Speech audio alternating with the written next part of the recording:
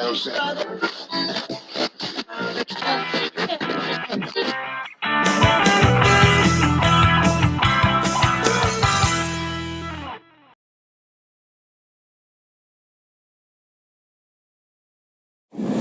have just a little bit of a disclaimer before I start to share the message with you this morning, and that is that the material that Christine and I use in our preparation for worship Sunday by Sunday comes to us from an ecumenical source called Seasons of the Spirit.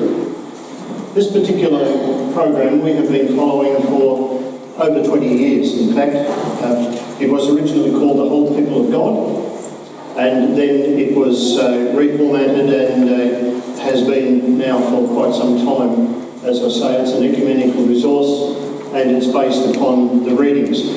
However, the disclaimer that I have this morning is the fact that because we've travelled around a fair bit and have introduced this series to different parishes, we've got a little bit out of date. And so the material that we're using at the present time is 3 years old. But that does not deter, I trust, from the message that we share. Now, I'll make reference to that a little bit later. The passage that I would like us to look at today follows on from last week's family service, and it is a little more of the story of Jacob. Now, in our Bibles, we'll find this in Genesis chapter 28.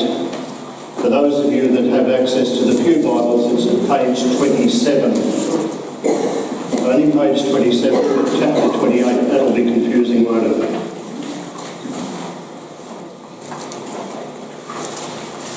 The story so far is this. Last week we mentioned Abraham and how Abraham had Isaac, and then Isaac had Esau and Jacob as twins.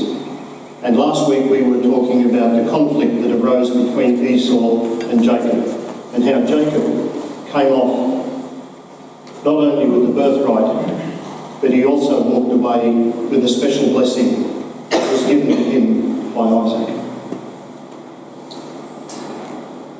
Jacob's mother, the wife of Isaac, Rebecca, is just about where we pick the story up. Because Rebecca has realised that Esau is far from a happy camper. He's far from happy. He's lost his birthright. He's lost his special blessing. And he has his eye set on Jacob and taking revenge. So Rebecca goes to Jacob and says, "Son, clear out. Leave until your brother's anger has settled." And so Jacob leaves.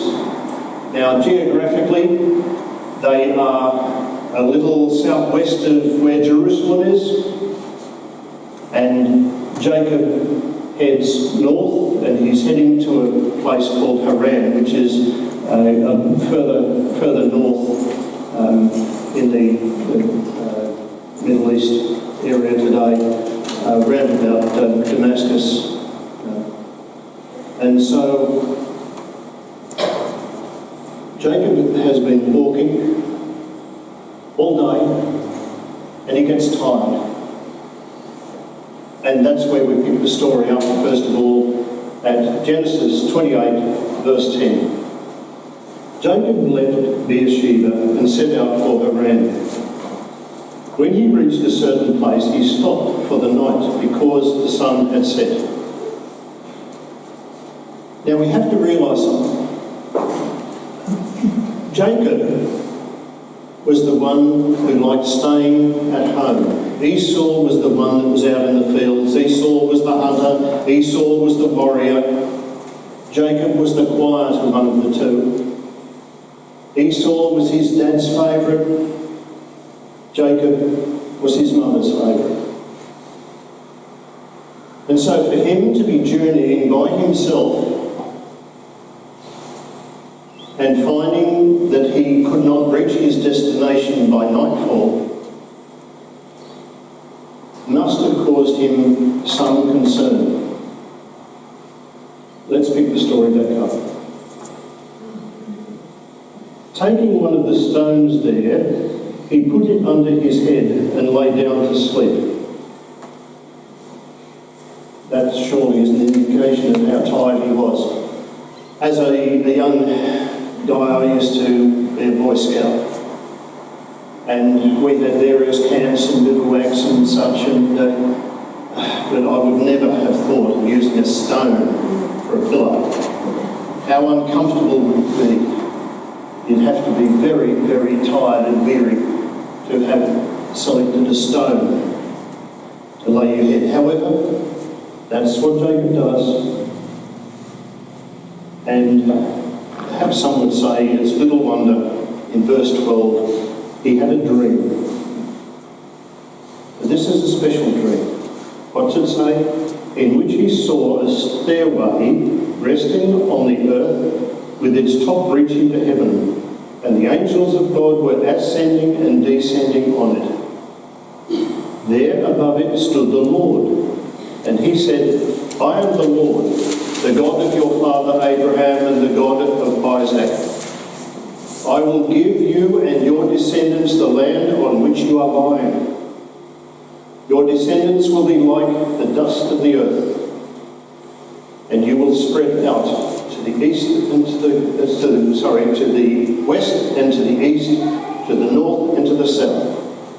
All peoples on earth will be blessed through you and your offspring. And we'll just pause there for a moment.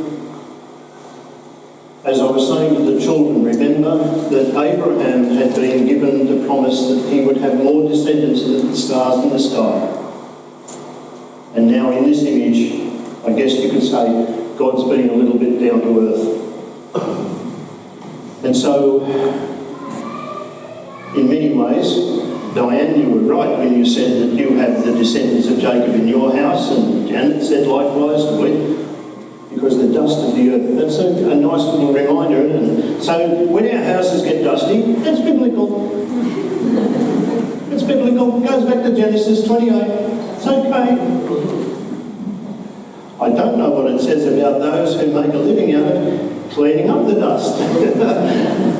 However, let's get back to the Bible story, because there are some beautiful things that are to be learned from just that much. That when Jacob has this dream,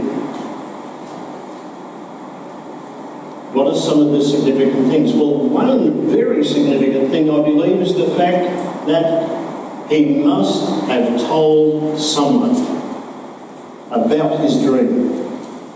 Why do I say that? Because it's written here. It's written in the Bible. If he had a dream and told no one, how could it have been written down?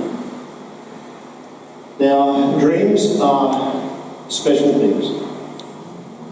I know they can be explained away by psychologists and psychiatrists that sometimes our dreams are the living out of our hopes and our expectations, and sometimes they are reliving events in our life. But you know, in the Bible, there are many people who dream dreams where God has been the instigator of the circumstance, and God uses the dream as a guide. Here is one of them. In a couple of chapters' time, we will hear about Joseph having dreams. And those dreams get him into trouble initially, but then he has other dreams and they get him out of trouble. The dreams that he has that get him into trouble, of course, are the dreams like the cattle and the sheaves of wheat, and where he is the hero in the story and his brothers lose out. And the dreams that bring him, I'll say, salvation, is when he's in prison. And the dreams that he interprets enable him to get out of prison and to fulfill what God has in store for him. There's another Joseph, the Joseph in the New Testament, Jesus' earthly father, who has a dream that warns him. And as a result, he takes Mary and Jesus to Egypt. Around that time, there's another dream which the Magi, the wise men, have that warn them, don't go back to Herod. So dreams are important, but they must be shared so that their significance can be worked through. And so in this particular dream, Jacob is assured that he too will have descendants, more descendants than the dust of the earth, spreading all the way around the world. Let's read on. I am with you and will watch over you wherever you go, and I will bring you back to this land. I will not leave you until I have done what I have promised you. What an incredible gift that was given to Jacob at that time. That God was with him. God is with you and I. God is, I guess you would say, obviously God is in this place. There is that sense. We talk about, in some places, about the church being God's house. So we have come to worship God. But God is with us every moment of the day. In Psalm 139, we are reminded that God knows everything about us. God knows us when we are being knit together in our mother's womb. God knows us because God is before us and God is behind us and God is around us and God knows our very circumstance. God knows the word before it's even on our tongue. So here is an example of Jacob being assured of God's presence. Now when Jacob awoke from his sleep, he thought, surely the Lord is in this place, and I was not aware of it. He was afraid and said, how awesome is this place. Remember, he's just slept with his head on a stone. How uncomfortable that must have been. But now he's saying, how awesome is this place. How incredible, because he'd been able to realise that God was present. How awesome would our lives be if we acknowledged God's presence every moment of our lives, in the difficult times as well as the easy times. Now, in some way, there is this image that Jacob has been uprooted. He's been taken from where he lived and he is going on a journey to a place, and he's in an unfamiliar spot, but he has just realised that God is there. I wonder how he must have felt to have had to leave. Now, in the world today, there are millions of people who have had to leave their homeland, who have had to move somewhere else, who have been uprooted from their circumstance. The refugees that are walking this earth, who sleep at nights on the figurative rock, who sleep in the hard places. I want to share with you this short poem that I got from the Seeds of the Spirit material. It was written by a 14-year-old, given the fact that it was written 3 years ago. She's now 17 years old. However, let me share this image. I was a young but strong tree in my home, growing sturdy, taking the vitamins from the dark, rich soil to bear fruit of the sweetest type, until I was transplanted, told to leave. I grabbed the soil harder with my roots, saying, this is my home, my only home. But even a strong tree like me can be moved. I took one last look at the place I knew so well, getting farther and farther away every second until I was no longer home. I wanted to stay. I had no choice. I was uprooted.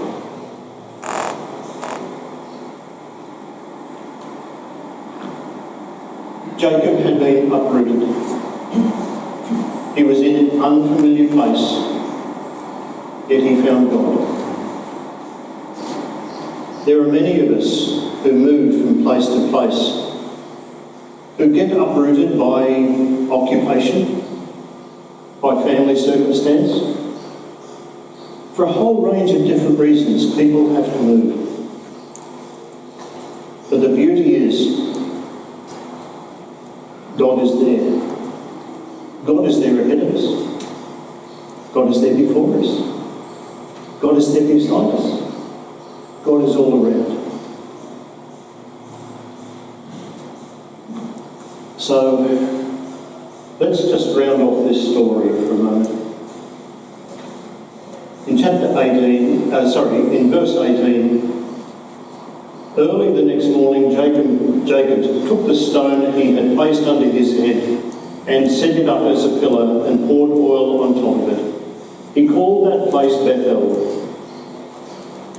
Why did he call it Bethel? Because it was God's place.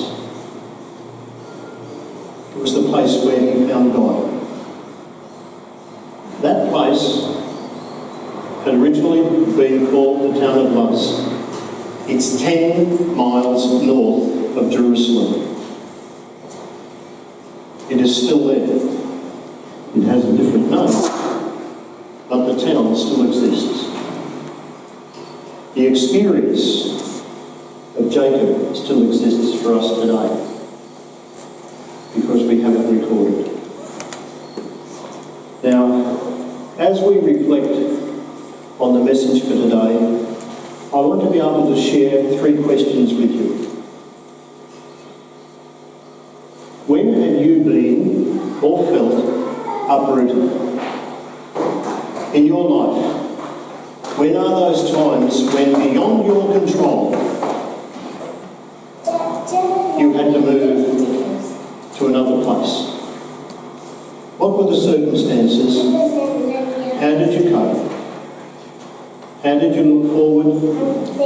And how did you look back? Second, when has a dream or belief been an assurance or an encouragement to you? Very briefly, I'll tell you one of a very personal circumstance, and that was that in my final year at theological college, in the August of that year, the day before my birthday, as a matter of fact, but as I was looking forward to my ordination, my mum died. And my mum had always yearned to see me become the priest, become the minister. And she wasn't going to be there. Of course, life moved on. We came to December and I was ordained. My dad came up from Sydney. My sisters gathered and Christine and the family were all there. And we had this sense that Mum was present. Mum was there. A short time later, I had a dream. And in this dream, my mum said to me, you know, I was ill, and you know I would get there, but I would be there as best as I could. And I said, yes, Mum, we had the sense that you were there. Now that dream, I know it can be explained away in so many different ways, but for me it was the consolation that I had been yearning for, and I believe that it was so much of God that I share it with you today. So when have you had a dream or a belief that has helped you cope with circumstances? And at third invitation that I have for you to reflect this week is, when have you experienced God away from home so that you felt at home? Last Thursday, Prime Time and the Pastoral Care Group had a morning tea, and it was an invitation extended to Christine and I that we did a presentation, and we shared the presentation with the different churches and the different parishes where we have ministered or been ministered to. And we started off in Sydney and we worked our way around New South Wales, and we ended up here in Queensland. Still support the Blues, but nonetheless that's a different story. So in answer to that question for myself, when have I experienced God away from home so that I felt at home? Here. Right here. Right now. Experiencing God with you people. In the family of God that is here. To the point where we feel at home. So over this next week, I would invite you to think about that. How we can make this place even more at home for people who are journeying in the same way that God made Jacob feel at home in the hardness of the soil and that heavy rock that he laid his head on. He felt at home because he was able to find God. I'll leave those points with you to reflect on.